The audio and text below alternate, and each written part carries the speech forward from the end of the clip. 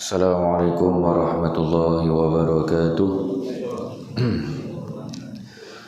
Marilah kita mulakan kuliah kita pada malam ini dengan bacaan Ummul Kitab Al-Fatihah. A'udzubillahi minasyaitonirrajim. Bismillahirrahmanirrahim. Alhamdulillahi rabbil alamin. Arrahmanirrahim. Maliki yaumiddin. Iyyaka na'budu wa iyyaka nasta'in. Ihdinas siratal mustaqim. Siratal ladzina an'amta 'alaihim ghairil maghdubi 'alaihim waladdallin. Amin.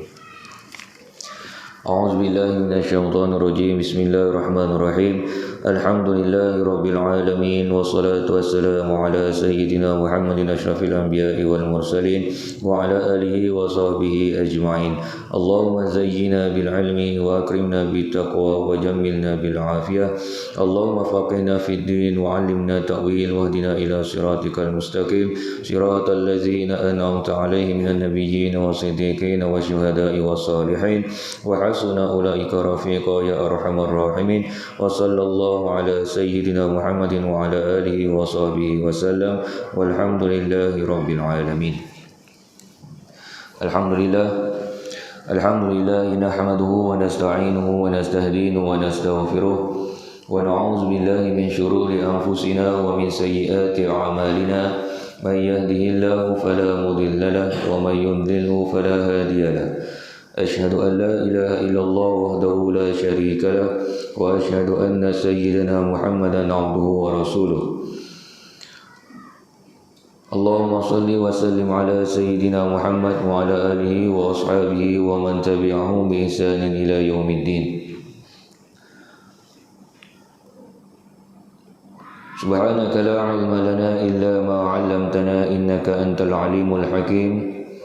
La hawla wa la quwwata illa billah al-'aliyyil 'azim. La hawla wa la quwwata illa billah al-'aliyyil 'azim. La hawla wa la quwwata illa billah al-'aliyyil 'azim. Radina billahi rabba wa bil islami dina wa bi Muhammadin nabiyyan wa rasula amma ba'd.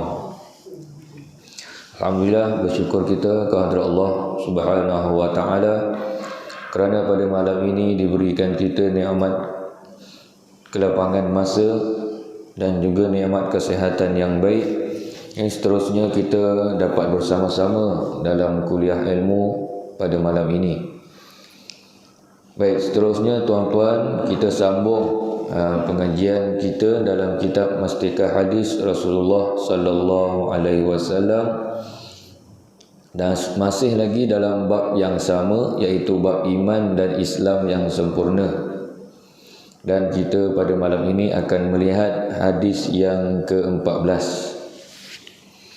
Hadis yang ke-16, hadis yang ke-16. Hadisnya an Abdullah bin Amr, daripada Abdullah bin Amr radhiyallahu anhuma, anin nabiy sallallahu alaihi wasallam qala, daripada Abdullah bin Amr daripada Nabi sallallahu alaihi wasallam bersabda, la yu'minu ahadukum, tidak sempurna iman seseorang daripada kamu, hatta yakunu, sehingga hawa nafsunya tunduk, hatta yakuna hawahu tab'an lima ji'tu bihi, sehingga hawa nafsunya tunduk menurut hukum-hukum dan pengajaran yang aku telah membawanya. Hadis ini hadis yang diambil daripada matan Arba'in, hadis 40 Imam An-Nawawi rahimahullahu ta'ala. Baik, tuan-tuan yang dirahmati Allah, hadis yang ke-16 yang kita bacakan pada malam ini adalah satu hadis yang ringkas, pendek sahaja hadisnya, tetapi ia mempunyai pengertian yang begitu besar yang mesti difahami oleh setiap mereka yang mengaku menjadi orang Islam, apatah lagi yang mengaku beriman kepada Allah Subhanahu wa taala. Hadis ni pendek je. La yu'minu ahadukum hatta yakuna hawahu tab'an lima ji'tu bihi. Pendek je hadis dia. Tetapi dia membawa maksud pengertian yang sangat besar. Kita sebagai orang Islam dan beriman kepada Allah, maka kita kena fahami maksud hadis ini.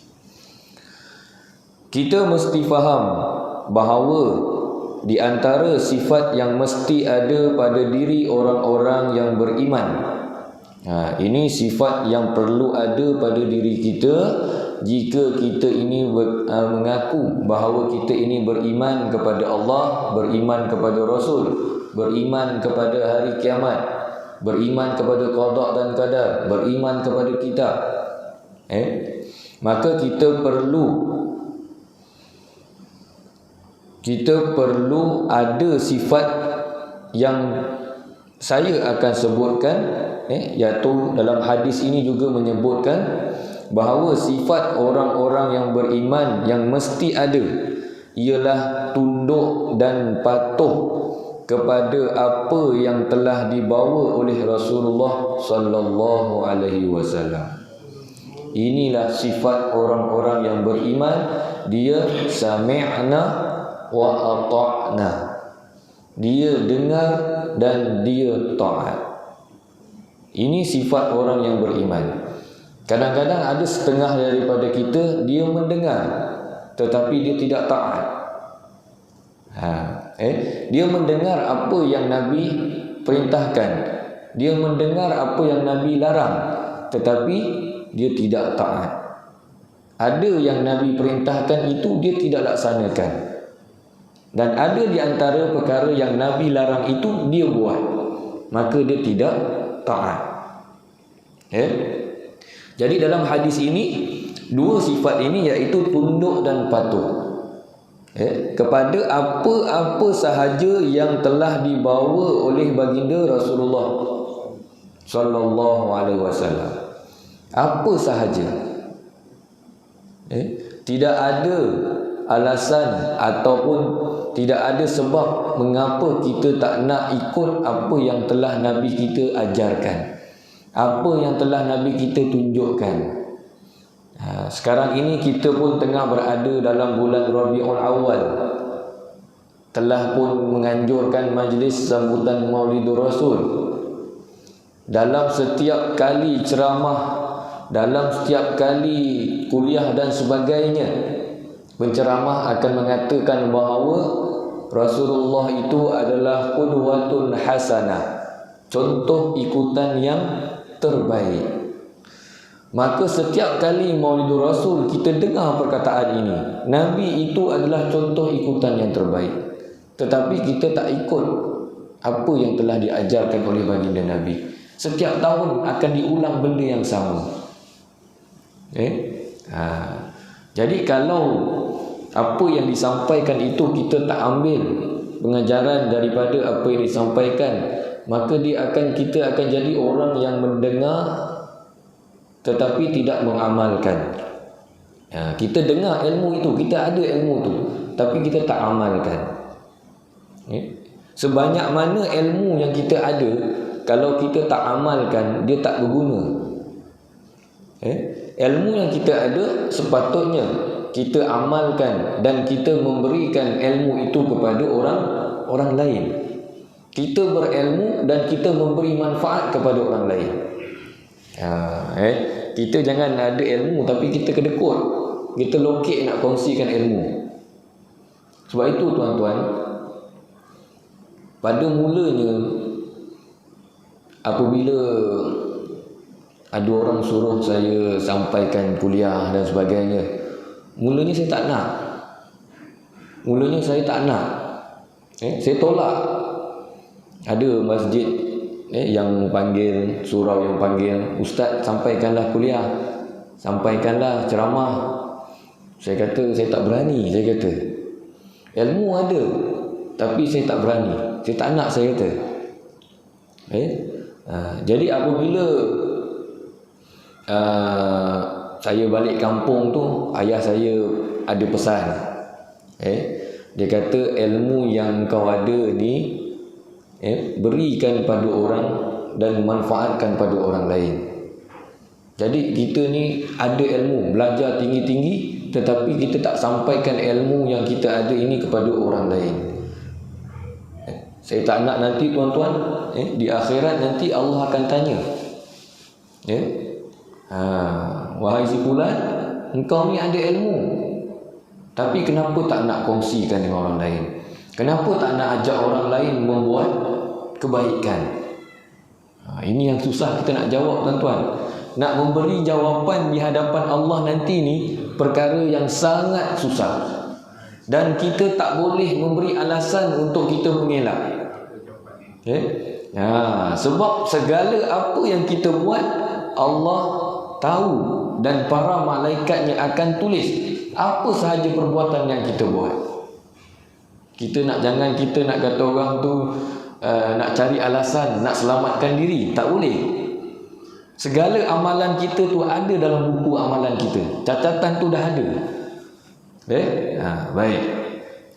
Jadi dua perkara ini, dua sifat ini, iaitu tunduk dan patuh kepada apa yang dibawa oleh baginda Rasulullah sallallahu alaihi wasallam. Ini adalah kerana tunduk dan patuh kepada Rasulullah itu merupakan satu jalan penyelesaian yang mesti diambil oleh manusia untuk menyelesaikan apa sahaja masalah yang berlaku sesama manusia. Ada masalah-masalah yang berlaku, dan cara penyelesaian masalah itu telah pun ditunjukkan oleh baginda Nabi. Bagaimana Rasulullah, bagaimana para sahabat ada masalah bersama dengan para sahabat, maka bagaimana cara Nabi menyelesaikan.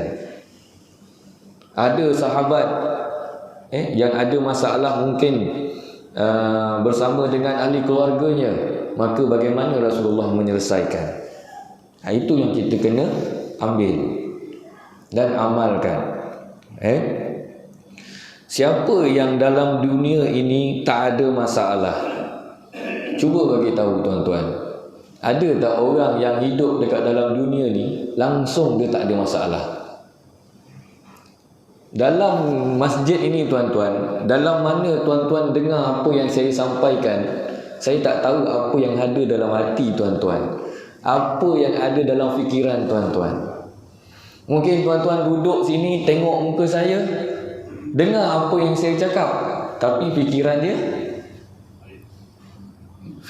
dia ke mana-mana.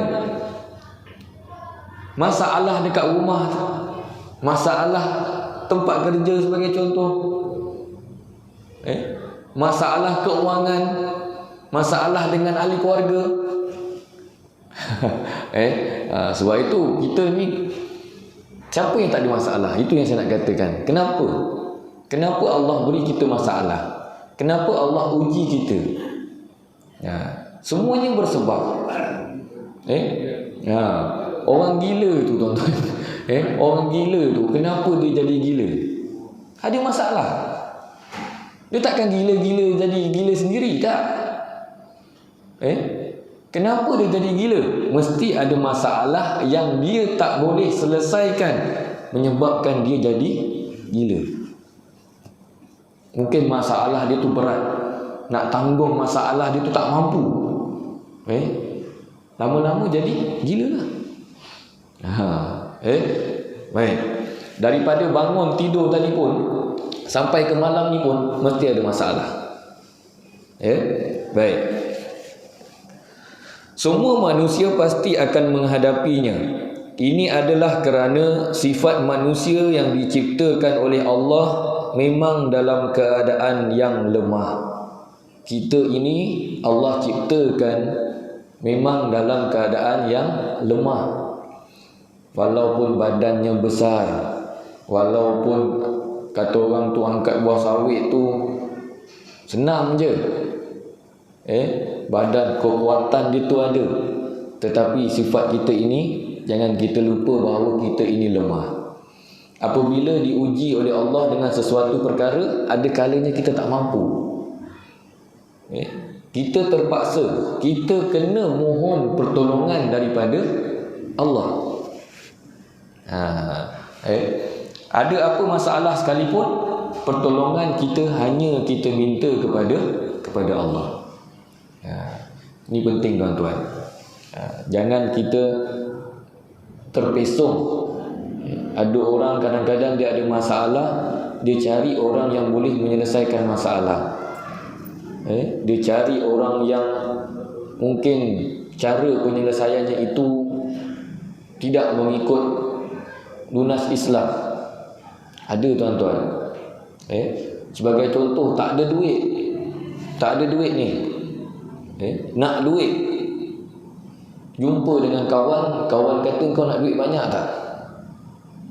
Macam mana? Kau pergi kedai, kau beli 4 nombor ni. 4 nombor ke 6 nombor ke, saya tak tahu berapa nombor lah tu. Tapi yang saya tahu 4 nombor tu lah. Kalau dia ada lebih 6 mungkin itulah yang saya tahu. Kalau yang lain-lain tu mungkin tak tahulah. Kau beli ni nombor 4 nombor ni, aku dah jumpa dengan Bomo. 4 nombor ni besok nombor 1, kau dapat hadiah banyak. Kau pergi beli. Itu cara yang salah untuk mendapatkan rezeki. Nak menyelesaikan masalah kewangan kita, itu bukan cara dia. Kena berhati-hati tuan-tuan. Baik. Kemudian, sebab itu Nabi SAW menyebut, apa yang penting bagi kamu ialah mesti ada ketundukan kepada Allah dan Rasulnya, khususnya di dalam amalan seharian secara praktikal, sebagaimana yang telah ditunjukkan oleh baginda Nabi SAW. Cara kita tunduk dan patuh ini macam mana tuan-tuan? Dengan cara kita menunaikan solat.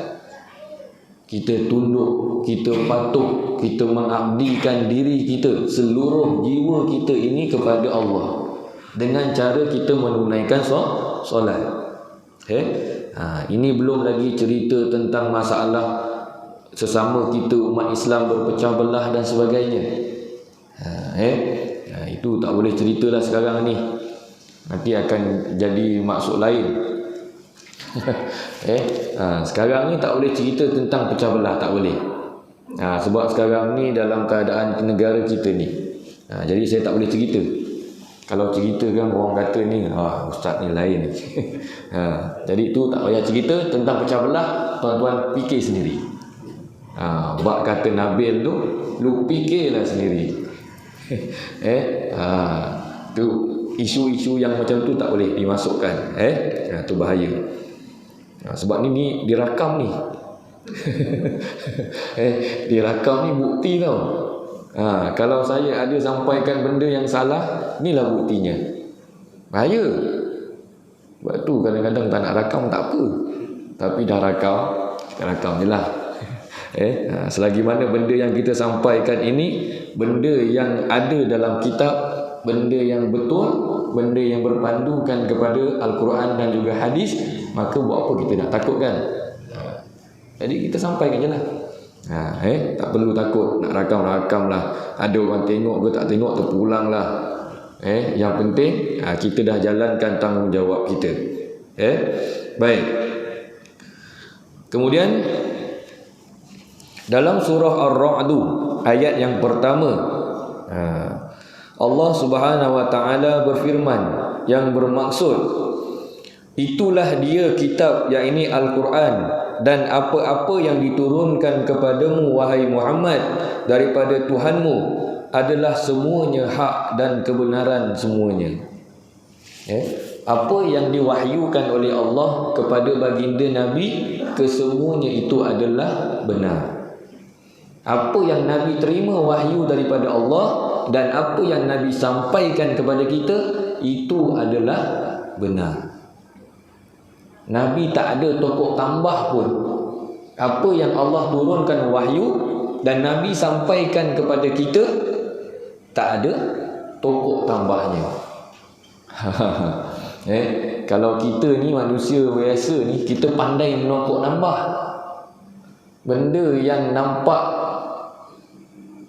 macam salahnya sikit je, tapi cerita je tu bila dah tambah, dia jadi panjang, besar. Jadi macam masalah tu besar. Sebagai contoh, orang tu aksiden dengan motor langgar, kereta langgar motor contoh. Ceritanya tu kereta tu nak pusing, nak U-turn, motor pun sampai. Itu cerita sebenarnya. Tapi kita ni manusia nak sampaikan pada orang lain biar nampak kemenangan itu macam besar dan menggambarkan orang tu teruk betul.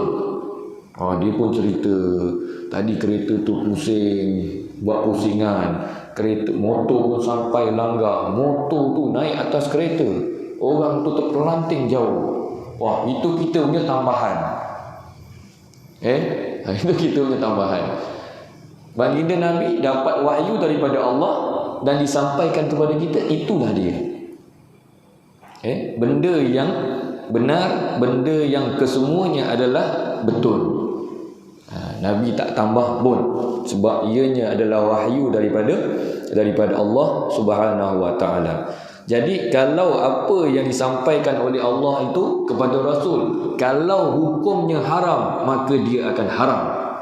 Kalau hukumnya sunat, dia akan sunat.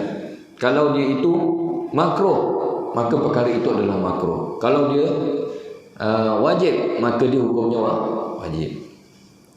Sebab itu dalam soal hukum hakam ini tuan-tuan, kita jangan buat main-main. Soal hukum, kalau ada orang, setengah orang ni dia suka bagi hukum kat orang, tapi hukum yang diberi itu adalah hukum yang dia rasa dia agak, itu bahaya.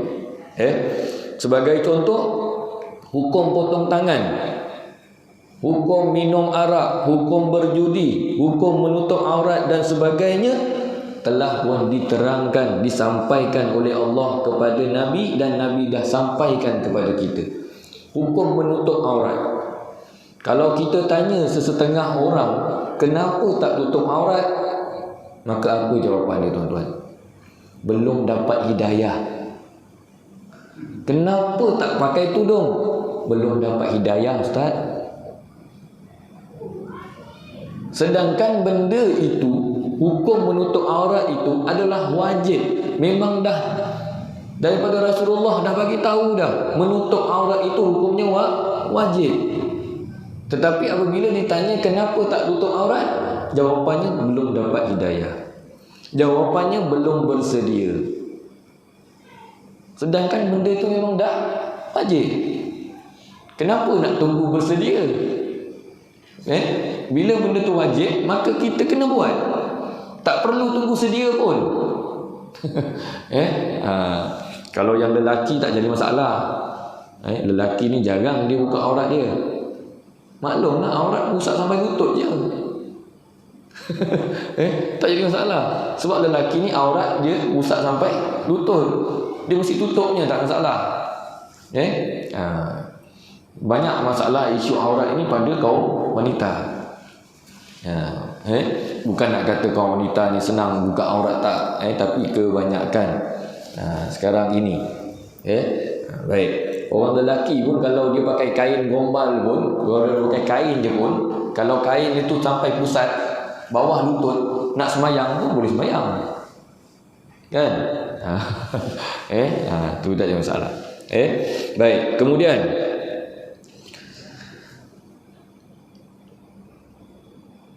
ini adalah salah satu ayat daripada ribuan ayat-ayat yang memberitahu tentang declaration Allah terhadap kebenaran Nabi Muhammad sallallahu alaihi wasallam. Sebab itu apabila Nabi sebut hawa nafsu diri kita, kamu mesti tunduk kepada apa yang dibawa oleh Nabi. Ini hawa nafsu tuan-tuan. Hawa nafsu ini adalah benda yang kita kena jaga. Sebagai contoh, bulan puasa katanya syaitan itu dirantai. iblis itu dirantai, tapi masih lagi ada di antara kita yang membuat perkara yang tak baik. Jadi itu apa dia tuan-tuan? Nafsu. Nafsu kita ni lelaki, nafsu kita ni satu je lelaki. Akal kita ada 9. Perempuan nafsu dia 9, akal dia 1. Allah jadikan cantik tuan-tuan. Cantik. Kalau perempuan tu nafsu dia 9, jangan peliklah. Kalau dia nak beli barang, dia masuk kedai yang pertama, dia tengok barang tu dah ada, dia suka dah barang tu, tapi dia tak terus beli. Dia buat apa tuan-tuan? Bang, jom kita tengok kedai lain. Pergi kedai lain, tengok tak ada. Bang, kedai sebelah sana bang, hujung sana tu ada satu kedai lagi. Pergilah, pergi tengok lagi. Penyudahnya apa tuan-tuan? Akhirnya, bang, kita beli kat kedai yang mula-mula tadi. Kan kalau boleh terus dah suka barang tu, terus belilah. Tapi perempuan ni nafsu dia 9, jadi dia nak tengok kedai lain lagi, kedai lain lagi. Mana yang cantik? Mana yang cantik? Rupanya yang mula-mula tadi yang cantik. Sebab itu kalau kita ikut orang perempuan berbelanja ni, kadang-kadang saya tengok orang lelaki ni, kalau dia pergi belanja dengan orang perempuan, dengan isteri dia, lelaki ni duduk dalam kereta. Kalau pergi pasar tu, awak pergilah beli apa yang awak nak beli. Yang lelaki duduk dalam kereta. Wah, dia duduk dalam kereta, dia main handset, tak ada dengar lagu ke apa. Daripada jauh dia nampak isteri dia bawa barang banyak-banyak tu, dia tak tolong pun.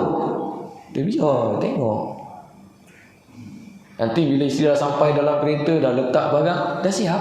Dah siap, jom kita balik. Itu lelaki. Kalau perempuan ni nafsu dia 9. Sebab itu kalau dia pergi beli barang memang banyak. Lelaki kalau pergi kedai, apa yang isteri dia pesan, itu dia yang dia beli. Bang, beras habislah bang, pergi beli beras. Dia beli kedai, beras sahaja yang dia beli. Bila balik, rupanya bawang tak ada, cili lada tak ada, santan dah habis. Sebabnya itu lelaki. Bezanya.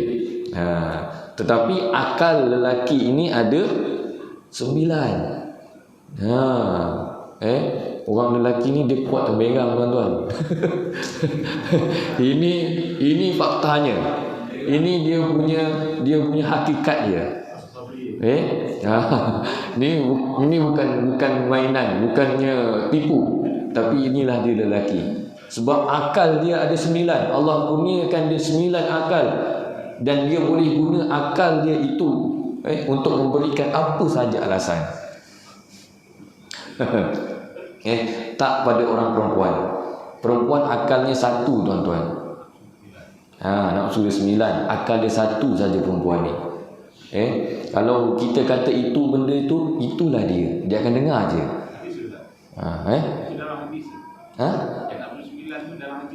Ada. Saya tak pasti. Saya rasa macam hadis lah.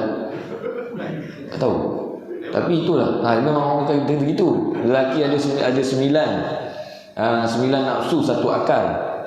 Tapi nanti saya tengok balik lah. Saya tengok balik kalau ada. Tapi kalau tak ada pun, kalau kita fikir-fikir kan macam tu jugalah. Mungkin cakapnya tu kan, mungkin ini pendapat sebagian ulama ke apa benda ke. Tapi kalau kita renungkan balik semula, memang betul lah benda tu. Memang betul. Sebab kita sendiri alami dan kita sendiri rasa benda tu. Baik. Kemudian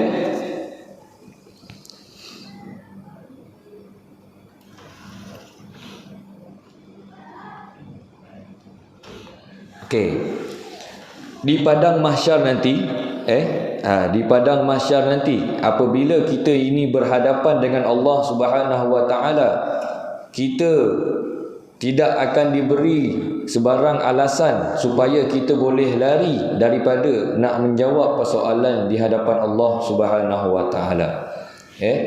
Jadi kalau sesuatu hukum itu mengatakan dia tu haram, maka dia akan haram. Dah tak ada dah. Nanti kalau Allah tanya, benda ni hukumnya haram, kenapa kau buat? Maka apa yang kita nak jawab di hadapan Allah? Itu kita kena berhati-hati. Baik. Sebagai contoh, ada satu hadis daripada Nabi SAW yang mafhumnya Nabi menyatakan bahawa pada hari kiamat nanti Allah Subhanahu wa taala akan menjadikan 4 orang rasul sebagai dalil untuk Allah berhujah bagi menolak 4 jenis manusia. Hujahnya yang pertama ialah dia menjadikan Nabi Sulaiman alaihissalam untuk menolak golongan yang kaya raya dan golongan yang ada kuasa pemerintahan tetapi enggan patuh dan tunduk kepada Allah Subhanahu wa taala. Allah akan jadikan hujah Nabi Allah Sulaiman untuk mematahkan hujah orang kaya, orang yang ada harta, orang yang ada pangkat, tetapi mereka ini tak nak tunduk dan patuh apa yang diperintahkan oleh Allah. Kita balik semula kepada kisah Nabi Allah Sulaiman.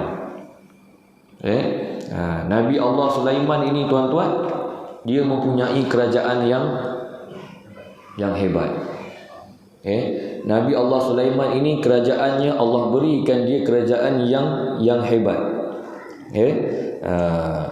Kerana dalam surah Asyad ayat yang ke-35 yang bermaksud, dan berdoalah Nabi Sulaiman alaihissalam, wahai Tuhanku, ampunkanlah dosa kesalahanku dan kurniakanlah kepadaku sebuah kerajaan. Nabi Sulaiman berdoa kepada Allah supaya dikurniakan sebuah kerajaan. Di mana kerajaan yang engkau nak beri itu adalah sebuah kerajaan yang orang lain tidak akan dapat kecuali aku sahaja. Sebab itu Allah berikan Nabi Allah Sulaiman itu kerajaan yang tak ada pada nabi-nabi yang lain, yang tak ada berlaku pada pemerintahan yang lain. Itu doa Nabi Allah Sulaiman dan Allah kabulkan, Allah terima doanya. Sebab itu betapa hebatnya Nabi Sulaiman alaihissalam sehinggakan Nabi Sulaiman berjaya mentarbiah, menundukkan putri Balqis. Ini kisah tentang Nabi Allah Sulaiman, bagaimana Nabi Sulaiman mendidik, mentarbiah, menundukkan putri Balqis yang ketika itu menjadi pemerintah bagi negeri Sabah ataupun Yaman. Yang asalnya putri Balqis ini dia menyembah matahari. Putri Balqis ini dia menyembah matahari. Dia tidak menyembah Allah Subhanahu wa taala, dia menyembah matahari. Kerana disebabkan itu Nabi Sulaiman amat murka apabila baginda diberitahu ada sebuah kerajaan yang menyembah selain daripada Allah. Lalu baginda menghantar surat kepada putri Balqis untuk menjemput putri Balqis ini datang menziarahi kerajaannya di Baitul Maqdis. Kerajaan Nabi Allah Sulaiman di Baitul Maqdis. Dihantar surat kepada Ratu Balqis, jom sini datang, silakan datang ke Baitul Maqdis, tengok kerajaan aku. Itu kata Nabi yang dibuat oleh Nabi Allah Sulaiman. Kemudian, dan di dalam perjalanan putri Balqis itulah daripada Yaman nak datang ke Baitul Maqdis, nak memenuhi jemputan Nabi Allah Sulaiman, maka ketika itulah Nabi Sulaiman telah mengarahkan tenteranya daripada kalangan jin ifrit dan manusia supaya memindahkan singgahsana Balqis. Nabi Allah Sulaiman dalam cerita yang lain mengatakan bahawa siapa yang boleh memindahkan istana putri Balqis itu di hadapanku ini dengan seberapa cepat yang boleh. Baik. Tujuannya apa? Tujuannya supaya Ratu Balqis ini bila sampai saja di Baitul Maqdis, di kerajaan Nabi Allah Sulaiman, dia akan terperanjat. Macam mana istana aku boleh ada dekat sini? Lalu adalah seorang alim ulama, seorang alim. Seorang alim. Seorang alim yang berjaya memindahkan istana Balqis itu dalam sekelip mata. Sekelip mata tuan-tuan. Kelip mata dah ada istana depan mata. Bukan berkelip-kelip, sekelip sahaja. Berkelip-kelip tu sakit mata atau kelip-kelip lain lah. Tapi dipindahkan istana Puteri Balqis itu daripada Yaman sampai ke Baitul Maqdis itu sekelip mata dah ada di depan mata. Hebat tuan-tuan. Diceritakan supaya memang itulah cerita yang berlaku. Ada seorang alim yang berjaya memindahkan istananya itu dalam sekelip mata. Jadi begitulah hebatnya cerita berkenaan dengan Nabi Allah Sulaiman. Tetapi Nabi Allah Sulaiman ini adalah seorang Nabi yang tunduk dan patuh kepada apa yang disampaikan oleh Allah. Hebat. Sehingga kan haiwan pun dah bunyi, dah masuk isyak. Boleh azan dululah sekejap. Okey, baik tuan-tuan, kita sambung sikit. Saya tengok ni tadi berkenaan dengan pertanyaan, benarkah wanita mempunyai 9 nafsu dan 1 akal?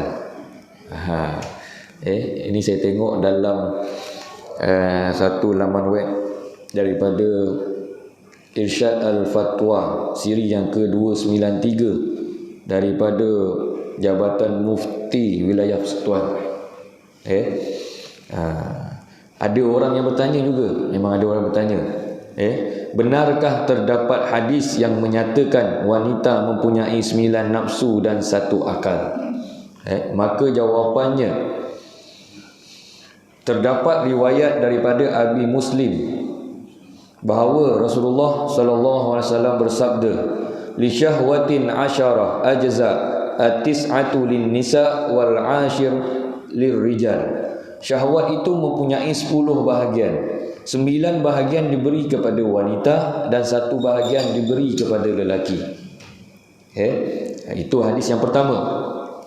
Hadis yang kedua, wa ju'ilati syahwatu ala 'asharati ajza wa ju'ilat tis'atu ajza'i minha fin nisa'i wa wahidatun fir rijal.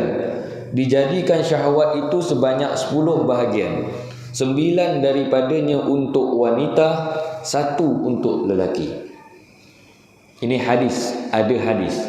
Tetapi kedudukan hadis ini ialah dhaif jiddan. Hadis yang tersangat lemah. Kerana hadis ini diriwayatkan oleh ada perawinya yang bersifat dengan sifat yang berstatus matruk, iaitu periwayatannya ditinggalkan dan tidak diriwayatkan, dan perawi hadis ini juga bukan merupakan daripada kalangan orang yang thiqah. Syarat untuk diterima hadis itu salah satunya ialah thiqah, orang yang mempunyai daya ingatan yang bagus, yang kuat dan boleh dipercayai.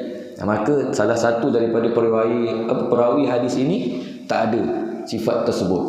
Maka hadis ini dikategorikan sebagai dhaif jiddan, tersangat lemah. Tersangat lemah.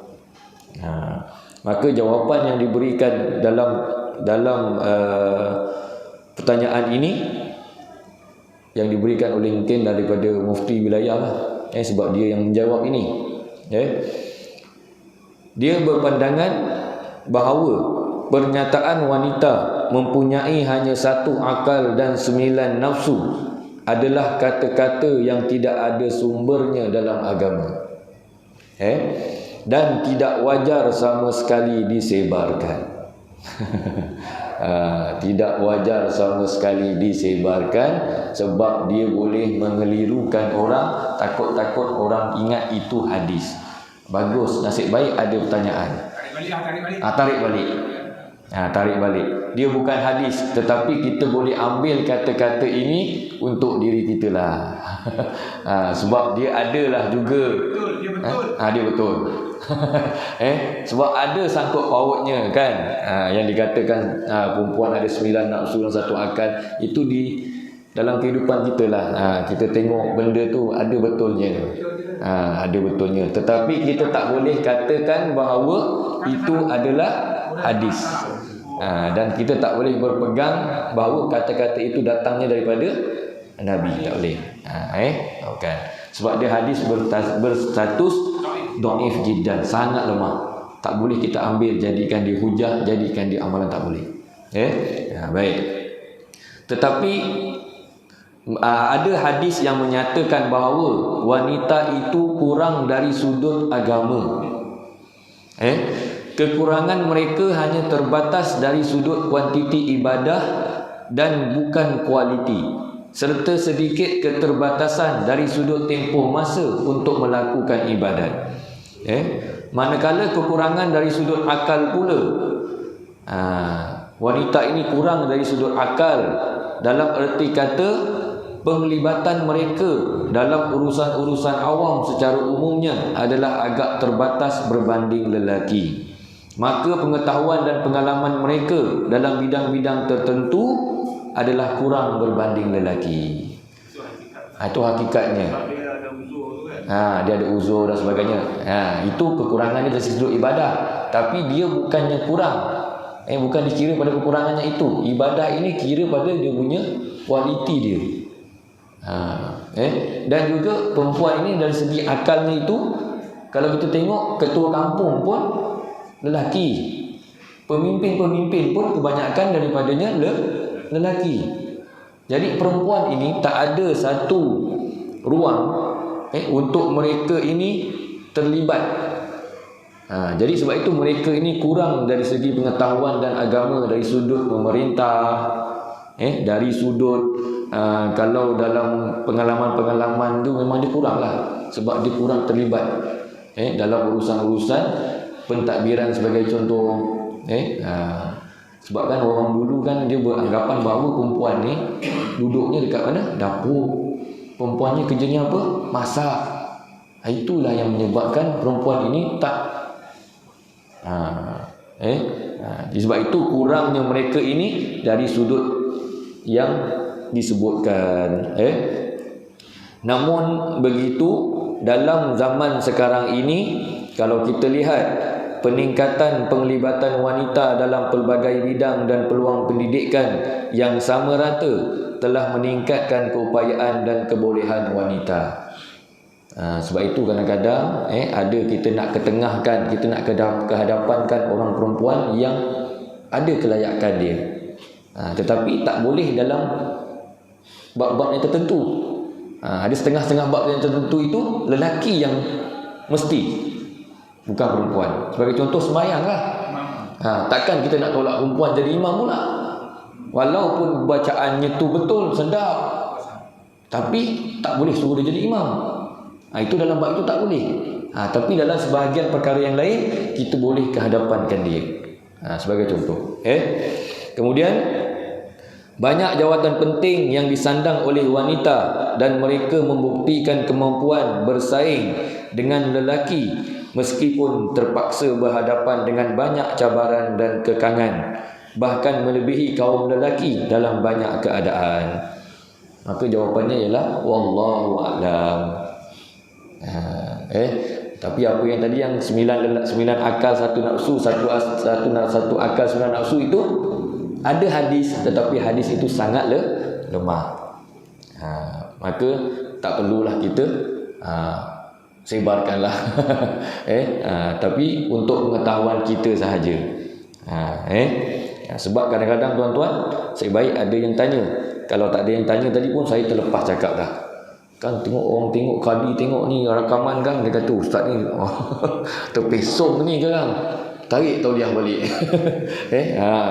Sebab ada setengah-setengah hadis ini tuan-tuan, kita tengok dia kadang-kadang ada dalam hadis, tetapi hadis itu apa dia punya martabat dia, apa dia punya sama ada dia sahih, sama ada dia hasan, sama ada dia dhaif. Yang ini dhaif jiddan, memang sangat lemah. Sebab ada setengah-setengah hadis tuan-tuan. Ini sedikit dah sebelum habis. Ada setengah-setengah hadis ni kadang-kadang kita biasa dengar, tetapi hadis ini rupanya hadis yang dhaif. Sebagai contoh, tuan-tuan pun pernah dengar, isteri yang benarkan suami berkahwin lain akan dapat payung emas. Abang nak kahwin lagi satu ni, awak bagi tak? Tak bagi. Mana boleh bang? Awak tak nak ke payung emas nanti dalam syurga Allah bagi. Itu hadis, tetapi hadis yang dhaif. Kemudian, tuntutlah ilmu dari buayan hingga ke liang lahat. Kita pernah dengar kan hadis katakan, tuntutlah ilmu daripada buayan sampailah kita mati ke liang lahat, itu tuntutlah ilmu. Itu hadis, tetapi hadis itu dhaif. Kita biasa dengar. Baik. Kemudian, ini yang biasa juga. Sesiapa yang gembira dengan masuknya bulan Ramadan akan diharamkan jasadnya ke atas api neraka.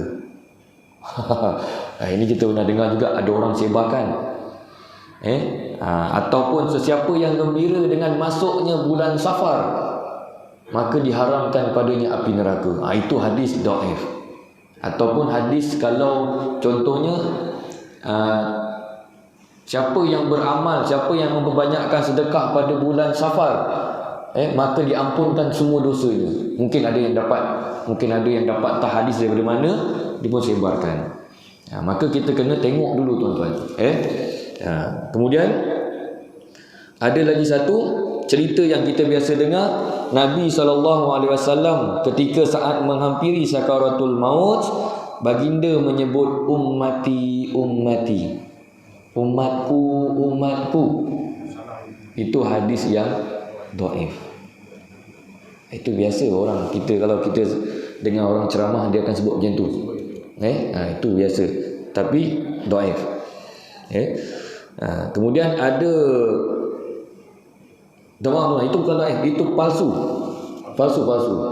Hadis yang daripada benarkan suami kahwin lain dapat payung emas, kemudian tuntutlah ilmu, itu hadis yang palsu. Sesiapa yang gembira dengan masuk bulan Ramadan, palsu.